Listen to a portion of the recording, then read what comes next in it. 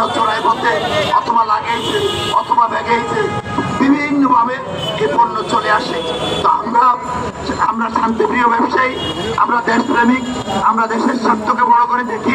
আমরা দেশের স্বার্থ অক্ষুণ্ণ রাখার জন্য আমরা এনবিআরকে আহ্বান জানাবো, মাননীয় অর্থ উপদেষ্টা, মাননীয় প্রধান উপদেষ্টাকে আহ্বান জানাবো যে এই অস্বাভাবিক শুল্ক মূল্য বৃদ্ধির যাতে কমিয়ে এনে ব্যবসা বান্ধব করা হয় এবং যাতে কোনোভাবে দেশের একটি বৈদেশিক মুদ্রা পাচার হতে না পারে সেই ব্যবস্থা করার জন্য আমরা মাননীয় প্রধানমন্ত্রীর উপদেষ্টার প্রতি উদাত্ত আহ্বান জানাচ্ছি।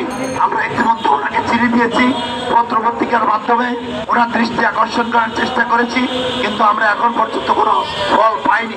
সুতরাং আমাদের আন্দোলন চলমান থাকবে। আমরা আজকে রাজপথে প্রেস ক্লাবে দাঁড়িয়েছি।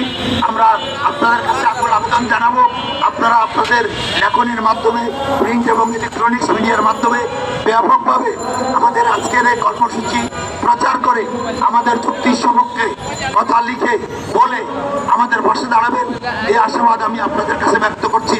এবং আগামী দিনে আগামী 48 ঘন্টার মধ্যে যদি এনবিআর আমাদের সাথে বসে এই সমস্যার সমাধান না করে, তাহলে আমরা আগামী সোমবার আমরা এনবিআর ঘেরাও করবো ইনশাআল্লাহ। আমাদের দাবি আদায় না হওয়া পর্যন্ত আমাদের আন্দোলন চলবে যে পর্যন্ত আমাদের দাবি আদায় না হয়। এই খাতের 25 লক্ষ ব্যবসায়ী, শ্রমিক, কর্মচারীকে বাঁচানোর জন্য আমরা ঘরে বসে থাকবো না। আমাদের দাবি আদায় না করে আমরা ঘরে ফিরে যাব না, এই আশাবাদ ব্যক্ত করে আপনাদের সকলকে আন্তরিক ধন্যবাদ জানিয়ে আপনাদের সকলের সুস্বাস্থ্য কামনা করে আজকের এই অনুষ্ঠানে উপস্থিত হয়ে আমাদের সংবাদগুলি প্রচার করার জন্য আমাদের ব্যবসায়ী ভাইরা যারা আজকে কর্মসূচিতে অংশগ্রহণ করেছেন, প্রত্যেককে আমি আমার বাংলাদেশ কসমেটিক্স দোকান ও টয়লেট ইম্পোর্টার্স অ্যাসোসিয়েশনের পক্ষ থেকে আন্তরিক ধন্যবাদ জানিয়ে আমি আমার বক্তব্য শেষ করছি।